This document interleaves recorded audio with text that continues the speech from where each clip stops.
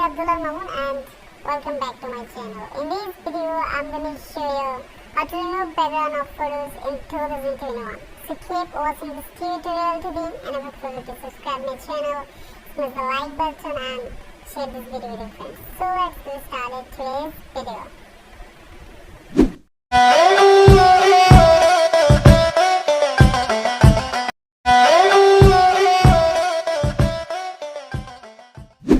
First of all, you need to open your browser. You guys can use any kind of browser.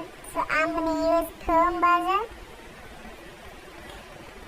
After opening your browser, search here removeBusy.com. And you guys know that it's totally free website for removing the background of photos. And then click on upload image.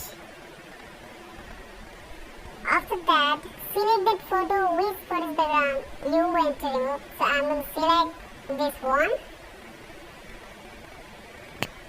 And then click on done. Finally, the background of your photo has been removed.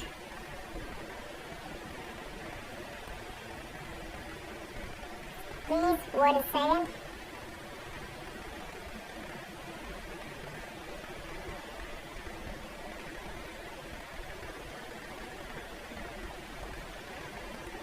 Okay, so I'm going to download it.